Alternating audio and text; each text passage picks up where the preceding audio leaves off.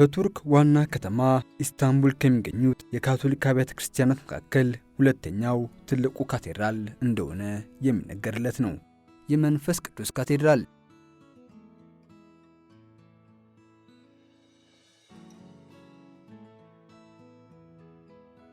ውድ በሰላም ካቶሊክ ቴሌቪዥን የቤተ ክርስቲያን ቅኝት ተመልካቾቻችን እንደምን ሰንብታችኋል?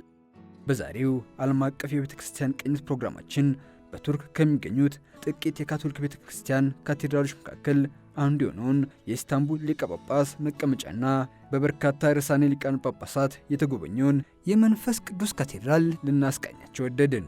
አብራችሁን ቆዩ።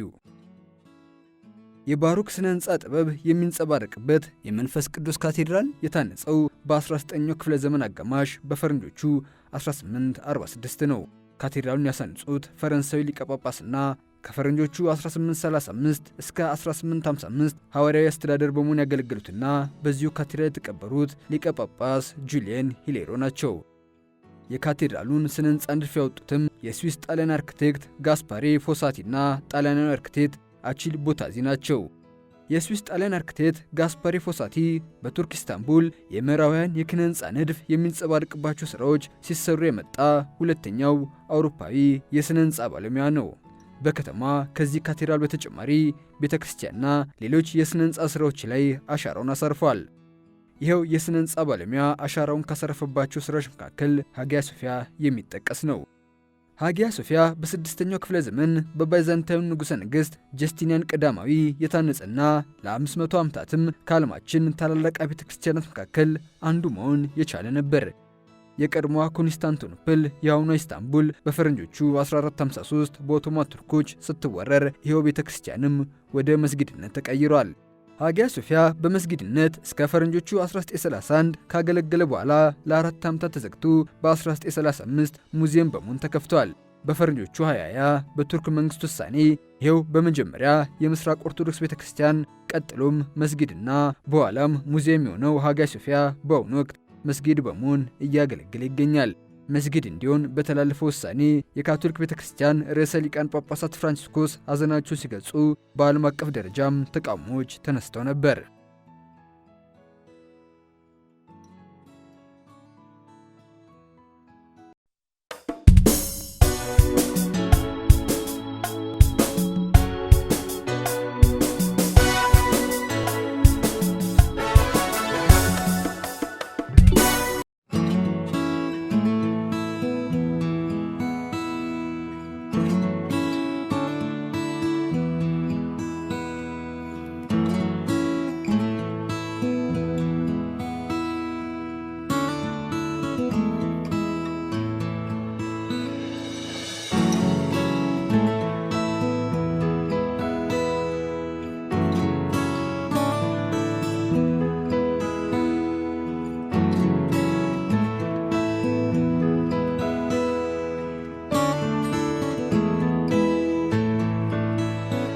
የመንፈስ ቅዱስ ካቴድራል ቅድስት መንበር በኢስታንቡል ቢሮ በከፈተችበት አካባቢ እንዲሰራ በመወሰኗ የታነጸ ነው።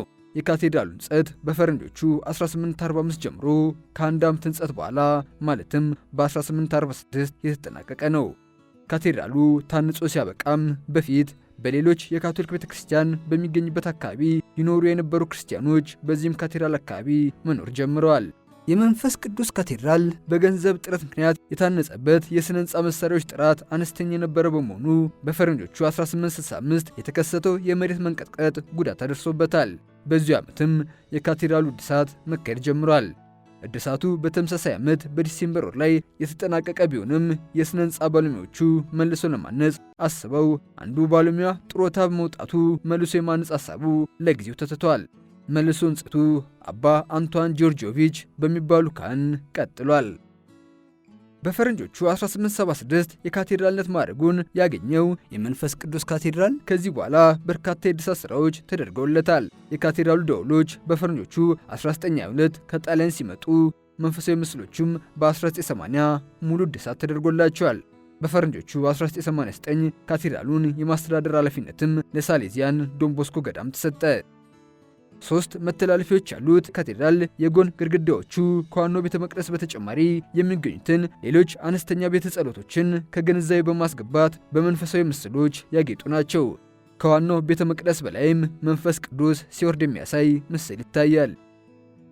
በመንፈስ ቅዱስ ካቴድራል እስከ ፈረንጆቹ 1920ዎቹ ድረስ በካቴድራል ውስጥ ቀብር የማድረግ ስነ ስርዓት ቀጥሎ ነበር።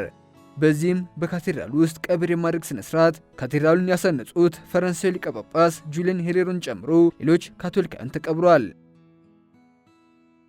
በመንፈስ ቅዱስ ካቴድራል የውጭኛው ክፍል ላይ የካቶሊክ ቤተክርስቲያንን ከፈረንጆቹ 1914 እስከ ሕልፈተ ሕይወታቸው 1922 የመሩት ርዕሰ ሊቃነ ጳጳሳት ቤኔዲክቶስ 15ኛ ሐውልት ይገኛል። ቅዱስነታቸው ቤተክርስቲያንን የመሩበት ወቅት የአንደኛው የዓለም ጦርነት የተካሄደበት በመሆኑ ጦርነቱን ለማስቆም ጥረት ሲያደርጉ ነበር። ይኸው ሐውልት ቅዱስነታቸው በመጀመሪያው የዓለም ጦርነት በቱርክና ሶሪያ ድንበር ላይ የተጎዱ ወታደሮች የሚታከሙበት ሆስፒታል እንዲታነጽ ላደረጉት አስተዋጽኦ ከቱርክ መንግስት የተበረከተ ነው። በዚሁ ሐውልት ላይም ሃይማኖትና ዜግነት የማይለዩ ለሁሉም ሰዎች ቸር የሚል ጽሑፍ ይታያል።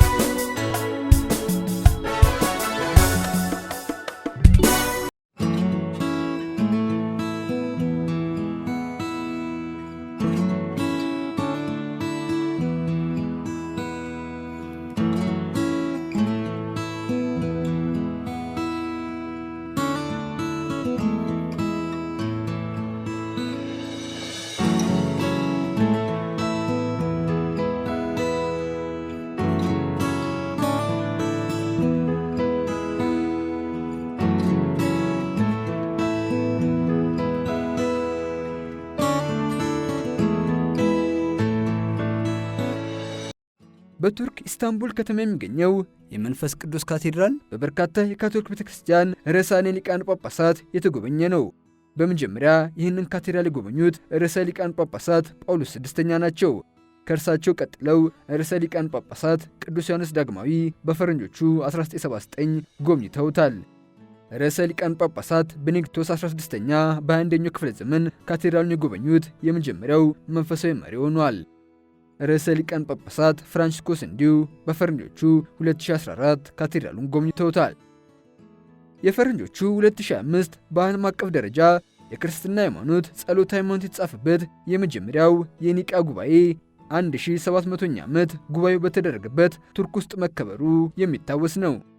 ይኸው ታላቅና በርካታ የክርስትና ቤተ እምነቶችን ባሰባሰቡ ዕለት የተገኙት የካቶሊክ ቤተ ክርስቲያን ርዕሰ ሊቃነ ጳጳሳት ሌዮ 14ኛ እንዲሁ በዚሁ የመንፈስ ቅዱስ ካቴድራል በመገኘት ከካቶሊካውያን ምዕመናን ጋር መስዋዕተ ቅዳሴ አሳርገዋል።